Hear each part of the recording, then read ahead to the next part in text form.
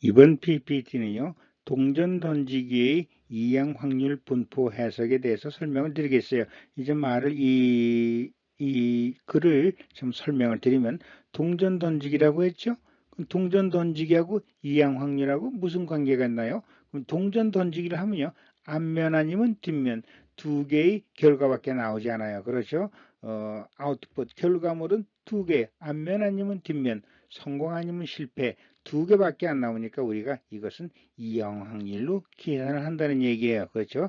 이항 확률로 계산하고 그거에 대한 이제 분포를 해석하게 되는데, 이 분포는 어떻게 되죠? 뭐가 분포가 돼요? 그러면 동전 던지기를 할 때 한 번이 나오느냐, 한 번도 안 나오느냐, 한 번 나올 확률, 두 번 나올 확률, 뭐 10번 나올 확률, 20번 나올 확률, 25번 나올 확률, 32번이 나올 확률 이상은 없죠. 그래서 이 결국은 몇 번 나오느냐, 앞면이 나오는 횟수에, 각 횟수에 따라서 확률이 계산이 되죠. 그리고 우리가 이거를 그래프로 그리는 것입니다. 그러면 이런 확률에 대한 분포의 그래프가 나오죠. 이렇게 그래프가 나오게 됩니다. 그리고 이 그래프를 여기서 이제 막대 그래프가 되는데, 이것을 우리가 뭐라 그러죠? 확률 질량 함수라고 부르게 되는 것입니다. 그럼 우리가 여기서 이 10번 나올 때, 앞면이 10번 나올 때 확률은 어떻게 구하죠? 이 식으로 구하죠. 32 컴비네이션 10 해가지고 앞면이 나오는 획수 0.5의 10승, 또 뒷면이 나오는 확률에다가 뒷면이 나오는 횟수, 여기서 이제 이 앞면이 10번이니까 뒷면 22번이 되죠. 이걸 곱하면 0.02로, 그래서 앞면이 10번 나올 확률은 0.02로 이렇게 됩니다. 그 다음에 이제 앞면이 16번 나올 확률은 여기다 16을 넣어서 계산하면 0.140 이렇게 돼요. 그래서 이런 막대 그래프가 만들어집니다. 이 막대 그래프가 우리가 얘기하는 확률 질량 함수가 되는 것입니다. 그럼 우리가 여기서 보면은 이 모양이 정규 분포 함수의 모양이 되죠. 0.05, 0.5 성공과 실패 확률이 같으니까 여기서 웬만큼 그리면 이게 정규 분포 함수의 모양이 됩니다. 정규 확률 분포 함수의 모양이 돼요.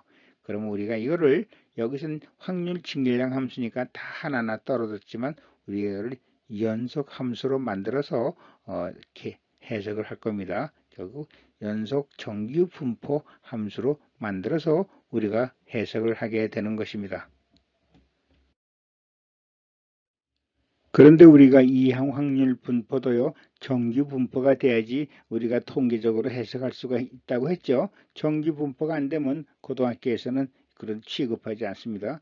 동전 던지기를 32 하는 경우에는 n이 32가 되고 p가 0.5죠. 그럼 16, n 1-b 이렇게 해도 16. 그래서 다 10보다 크니까 이거는 우리가 정규분포로 생각해 가지고 정규분포 함수로 해석할 수가 있어요.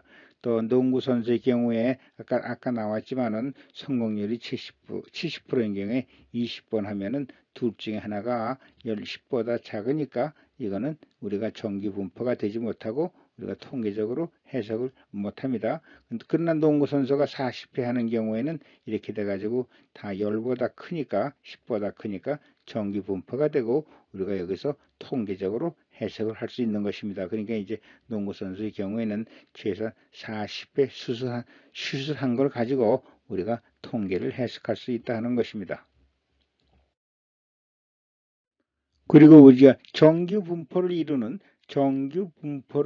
이항 분포에서 우리가 평균은 이렇게 계산하고 NP 분산은 NPQ 이렇게 되죠. NP1-P 표준 편차는 여기다 루트를 씌워서 NP1-P 루트 NPQ 이렇게 되죠.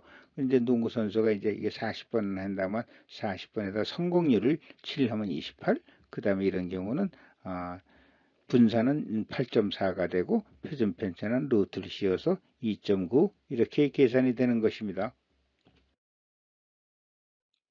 그리고 이제 표준 편차의 식은 이 식인데, 여기서 m이 평균의 np고 시그마가 루트 npq, np 1-p니까 그걸 대입하면 우리가 표준 점수를 구하는 식은 이렇게 되는 거예요. 시그마 대신 루트 np 1-p 이게 이항 확률 분포에서의 이 표준 편차고 이항 확률 분포의 평균이 np니까 그대로 대입하면 돼요. 그 다음에 이거를 g는 어디에서 쓰이죠? 확률 밀도 함수에서 이 g 값을 내 가지고 그 면적을 계산하면 확률이 나오는 것입니다. 동전을 100번 던졌을 때 앞면이 44번 이상 나오는 확률은 얼마인가 이런 얘기예요. 이 관찰값이라고 하죠. 이게 44이에요. 그리고 n은 100 곱하기 0.5하니까 50이고 시그마는 100, 0.5, 0.5 하면 5가 돼요. 그래서 이제 그 표준 편차가 5입니다. 그럼 이런 경우에 44번 이상 나올 경우다 할 경우에 이 관찰값에 대한 g값은 g는 5분의 이거죠. 시그마죠. 5분의 이게 5죠. 5분의 x 관찰값이 44, 그 다음에 평균이 50 이렇게 하면 마이너스 1.2예요. 그러면 z값이 1.-1.2보다 이상 나온다고 보니까 그거보다 큰 확률 밀도 함수에서 그거보다 큰 면적을 계산하면 되는 것입니다. 이제 이제 그 동전을 100번 던져서 44번 이상이 나올 확률을 구하면요. 결국은 이것이 이제 정규 확률 분포가 되는데 100번 던졌을 때 이건 한 번도 안 나올 경우고 100번 나올 경우인데 정규 확률 분포 함수가 되죠. 이것이. 그래서 우리가 평균이 50이 되는 걸 구했어요. 표준 편차도 구했고요. 그러면 우리가 표준 편차는 5고요. 그럼 여기서 우리가 44번 이상 나올 확률은 얼마냐 하면은 이 44, 이 이상의 면적을 구하는 것입니다. 근데 이 면적은 우리가 여기서 구하는 게 아니라 어디로 간다고 했죠? 확률 밀도 함수, 확률 밀도 함수로 가가지고 여기서 우리가 이것을 구하게 되는 것이에요. 그럼 여기서 확률 밀도 함수로 변환이 되는데 이때 평균 값이 0이 되고요. 그렇죠? 그 다음에 44의 값은 표준 점수로 만들어 가지고 시그마분의 x-np 해서 5분의 44 마이너스 50 이거 하면은 마이너스 1점이 표준 점수가 마이너스 1점이 여기가 됩니다. 1점은 이쪽에 나오겠죠.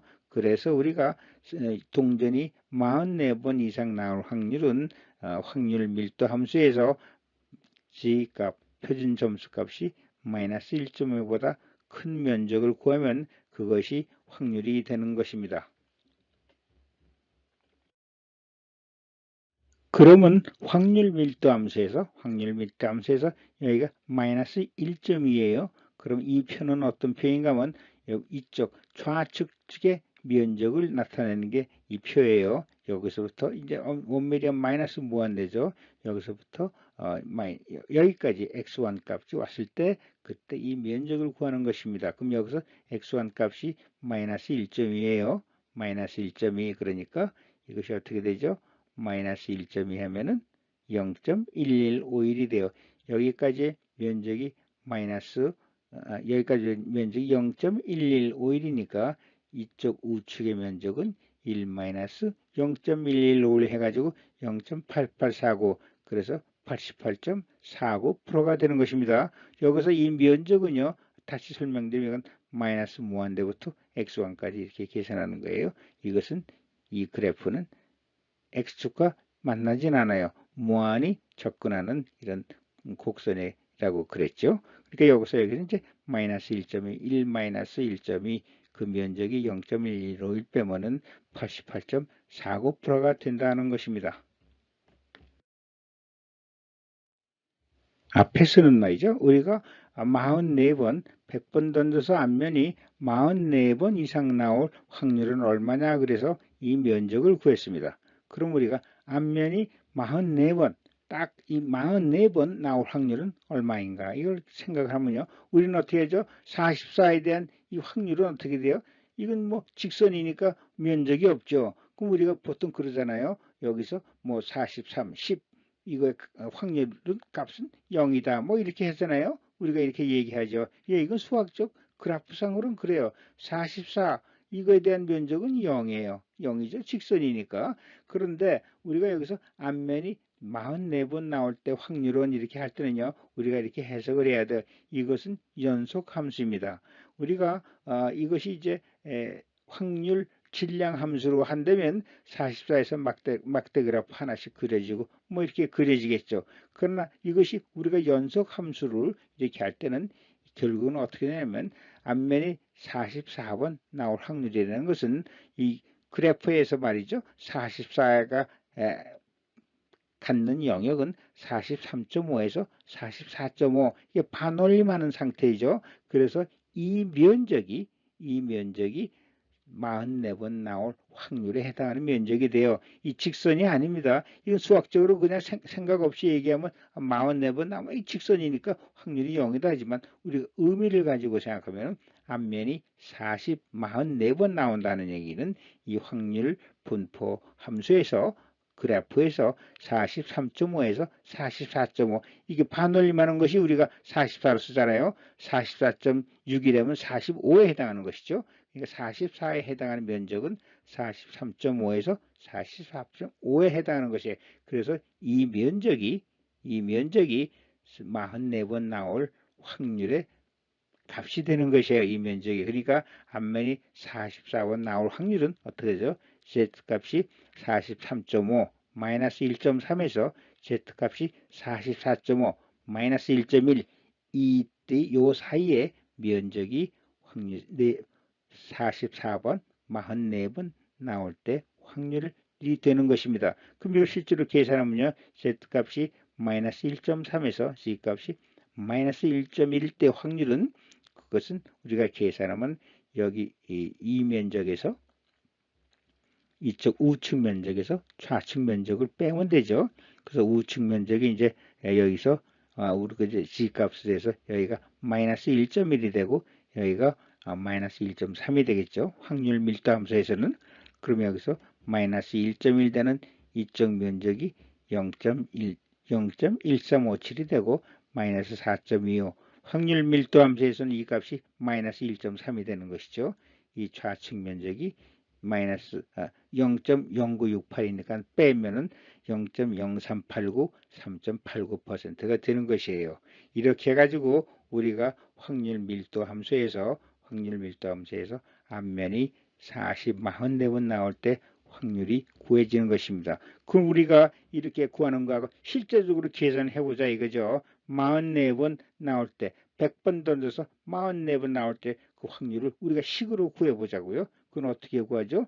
나올 확률은 100 컴비네이션 44 4번 앞면이 나올 확률이 0.5에 44 그 다음 0.5에 100이니까 56 실패 확률은 56이죠. 두 개 앞에서 100 그래서 이걸 계산하면 실제 이건 우리가 계산기로 계산해야죠. 하면은 0.0389 3.895% 이렇게 되는 거예요.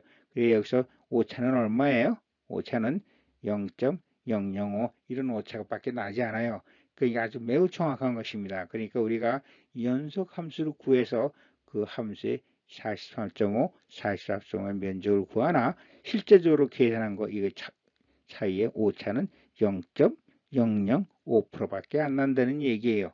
그러니까 이렇게 해석하는 것이 충분히 맞다는 얘기입니다. 여기서 강조하는 건 이것이에요. 44번 나올 확률은 0이 아니에요. 0이 아니고 이 그래프에서는 43.5하고 44.5 사이의 면적이 이 면적이 44번 앞면이 나올 확률이 된다는 것입니다. 그래서 이렇게 계산하죠 우리가. 그러나 확률 밀도 함수에서는 이렇게 면적을 계산해도 차이가 안 난다 하는 것입니다. 이것은 이제 앞에서 설명한 마이너스 1.2, 마이너스 1.1하고 마이너스 1.3에서의 확률 면적의 값이에요. 그래서 마이너스 1.1이 0.1357이고 마이너스 1.3이 이런 값이 돼가지고 빼가지고 여기서 이 면적에서 우측 면적에서 좌측 면적 빼가지고 앞에와 같은 값이 나오는 것입니다.